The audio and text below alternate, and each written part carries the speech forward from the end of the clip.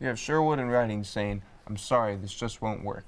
And Terry Pasco, His protege. fine, his protege, but a handwriting expert saying, "Do not disqualify the suspect on the basis of handwriting."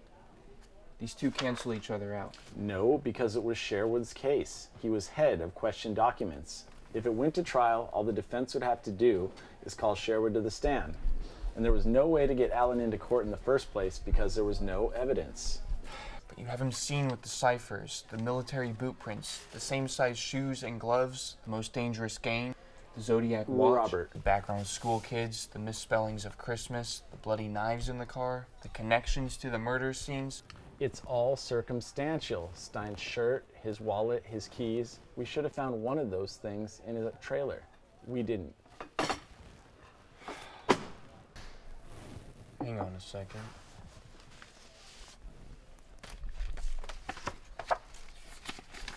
What? The trailer I saw here from Catherine Allen. Lee cleaned out his trailer Saturday, August 7th, 1971, and took it to Santa Rosa. Yeah. You interviewed him at the refinery Wednesday, August 4th. He's cleaning out his trailer and moving it to a different county 48 hours after you interviewed him. I have to look at this stuff side by side. What do you mean? Allen and the Zodiac, their timelines. When was the first murder in Vallejo? Christmas of '68. 8 months after Allen's fired for molesting children and his family discovers he's a pedophile. When did the letters begin?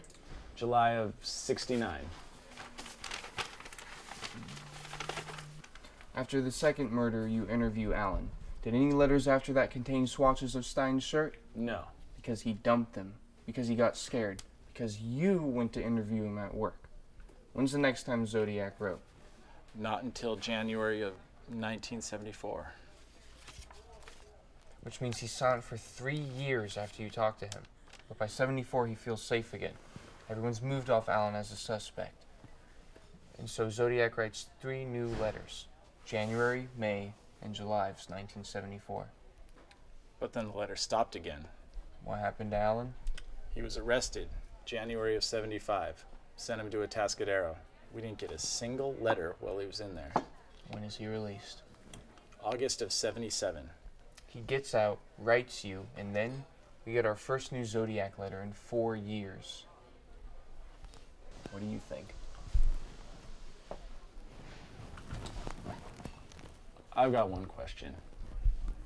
Zodiac had to have known Darlene Ferrin, right? Because of the phone calls on the night of her murder. That's right. And because of this report, we know that Darlene knew a man named Lee. Yes. Coincidence aside, how do we know that Lee Allen is the Lee in the report? Vallejo's a small town, but it's not that small. How are you sure they're connected? This is a case spanning northern and southern California with multiple victims and suspects spread out across hundreds of miles.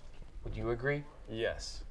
Lee Allen lived in his mother's basement on Fresno Street. Darlene Ferrin worked as a waitress at the Vallejo House of Pancakes. Lee Allen lived less than 50 yards away.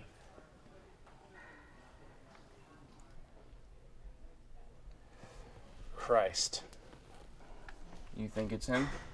The fingerprints... I'm not asking the cop. I'm asking my friend. Do you think it's him?